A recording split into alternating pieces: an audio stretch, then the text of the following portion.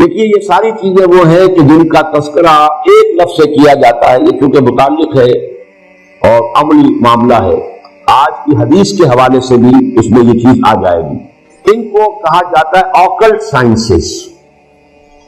ایک سائنسز ہے جو بالکل واضح ہیں، فزکس ہے، کیمسٹری ہے، جیولوجی ہے، فلاں ہے، بایولوجی ہے، ایک کھلم کھلا صاف حواس خمسہ کے ذریعے سے ان کا علم حاصل کیا گیا ہے۔ پھر یہ کہ انٹلیکٹ کے ذریعے سے، پاور آف ریزننگ کے ذریعے سے انفرنس ہوتا ہے، نتیجہ نکالا جاتا ہے، پھر ایکسپیریمنٹیشن کے ذریعے سے پھر اس کی ویریفیکیشن ہوتی ہے۔ یہ علم ہے، یہ سائنس ایک آکلٹ سائنس ہے، یہ ہاتھ کی پامسٹری ہے، آکلٹ سائنس شمار ہوتی ہے، یہ سائنس نہیں ہے۔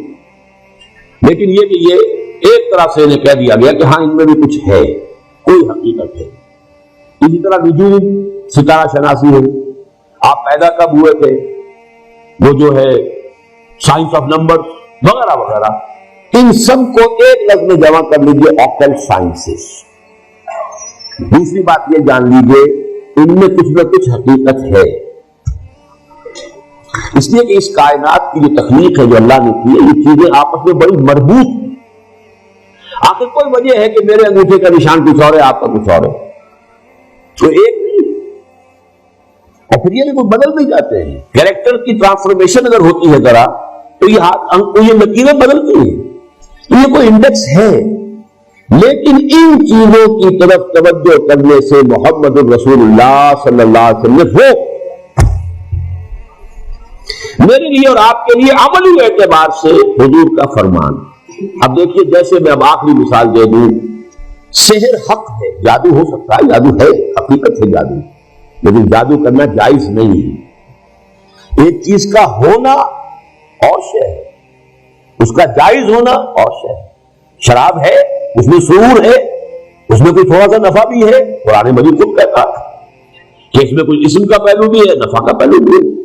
اسم ہوگا اکبر من نفعہما، شراب اور جوئے کا جو گناہ کا پہلو ہے وہ زیادہ بڑا ہے نفع کے پہلو کی نسبت، لیکن حرام ہے، تو ہم تو اس حکم کو لیں گے کہ حرام ہے۔ اسی طرح جادو حق ہے لیکن حرام ہے۔ اسی طرح یہ چیزیں ان میں کچھ نہ کچھ حقیقت ہے، لیکن حضور نے فرمایا، یہ حدیث اب سن لیجیے، جس شخص نے نجومی کی کہی ہوئی بات کو مان لیا، حق سمجھا، اس نے اس شے کی نفی کی جو میں لے کر آیا ہوں۔ میں لے کر آیا ہوں قرآن، میں لے کر آیا ہوں ہدایت، میں لے کر آیا ہوں وہ آسان اللہ نے مجھے دیے ہیں تمہارے لیے، تم ان کے ان کو اپنا امام بناؤ، انہی کو سمجھو، انہی کو دل میں جگہ دو، انہی کو دماغ میں بٹھاؤ، باقی یہ اشیاء جو ہے ان کی طرف توجہ نہ کرو۔ ورنہ ہمیں معلوم ہے قرآن مجید میں ہے، حضرت سلیمان کے ایک وزیر نے وہ کارنامہ کر دیا تھا کہ نہیں، ملکہ سبا کا تخت کہاں سے کہاں پہنچایا، کشمیر زدن میں، جبکہ عفریت من الجن نے بھی کہا تھا کہ جب تک یہ آج کا آپ کا یہ جو ہے برخاست نہیں ہوتا دربار، اس وقت تک تو میں لا سکتا ہوں، میں وہ ملکہ سبا کا بلقیس کا تخت لے آؤں گا اس سے پہلے کہ آج دربار برخاست ہو۔ لیکن جو ایک صاحب کتاب کا علم کو تھا، کوئی علم، اب کون سا علم تھا وہ علم قرآن کا حدیث کا تو نہیں، کوئی اور علم تھا، لیکن اس نے کیا کیا، من قبل ان یرتد الیک، اس سے پہلے کہ آپ کی نگاہ جو ہے واپس آئے، میں لازم اور سامنے موجود تھا وہ۔ لیکن کیا یہ علم حضور نے ہمیں سکھایا؟ کیا صحابہ کو سکھایا؟ کیا ابو بکر کو یہ معجزے سکھائے؟ کیا حضرت عمر کو سکھائے؟ ماں تو یہ کہا بھائی اللہ کی راہ میں جاؤ، جنگ کرو، محنتیں کرو، جد و جہد کرو، کوشش کرو، اسی عالم واقعات کے مطابق جد و جہد کر کے کام کرنا ہے، یہ چیزیں نہیں سکھائی۔ تو انہی کے کھاتے میں رکھ لیجئے ان تمام چیزوں کو کہ یہ چیزیں بالکل حقیقت سے خالی نہیں ہے، ان کے اندر کچھ حقیقت ہے۔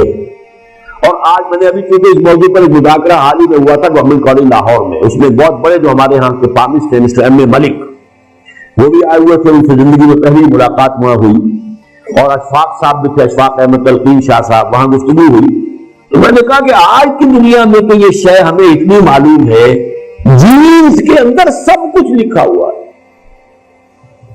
تو اگر ہاتھ کے انگوٹھے میں لکھا ہوا تو کون سی بڑی بات ہے، یہ تو بہت بڑی شے ہے۔ ہر سیل کے اندر جو اس کے اندر جو نیوکلیس کے اندر جینز ہے، اس میں ہر شے ہوتی ہے، آپ کی پوری ہستی موجود، آپ کا پورا وجود موجود. تو بہت ہی چھوٹی سی شے میں ہے، یہ انگوٹھا ہو یا ہاتھ کا یہ پورا، یہ تو بہت کچھ ہو سکتا ہے، لیکن ہمیں محمد رسول اللہ نے ان چیزوں کی طرف ترغیب نہیں دلائی. ہمیں رکھا ہے کتاب اللہ پڑھو اور سمجھو، میری سنت پر عمل کرو، اور جو دنیا میں جو مادی وسائل و ذرائع ہیں ان کو تسخیر کرو، انہیں استعمال کرو، توکل اللہ پر رکھتے ہوئے بھرپور. اعدوا لہم ما استطعتم، یہ نہیں کہ بیٹھ کر تم اپنی وہ تپسیاں کر کے روحانی قوت اتنی تیار کر لو کہ بس ایک تھوک مارو اور پوری کا پورا مشکل لشکر کفار ختم ہو جائے. That was not the way of محمد صلی اللہ علیہ وسلم. ورنہ وہ پھونک مارنے کی طاقت سب سے بڑھ کر تو حضور میں ہونی چاہیے تھی، لیکن نہیں. آپ کے بھی دندان مبارک شہید ہوئے ہیں، آپ کے بھی انتہائی محبوب چچا، خالہ زاد بھائی چچا اور دودھ شریک بھائی اور ساتھ میں کھیلے ہوئے ہمجولی اسد اللہ و اسد رسول ہی وہ شہید ہوئے ہیں، اور ان کی لاش آپ کی نگاہوں کے سامنے آئی. تو ہمیں وہ راستہ اختیار کرنا ہے ما انا علیہ و اصحابی. باقی ان چیزوں کے بارے میں نفی مطلق کرنے کی ہمیں کوئی ضرورت نہیں.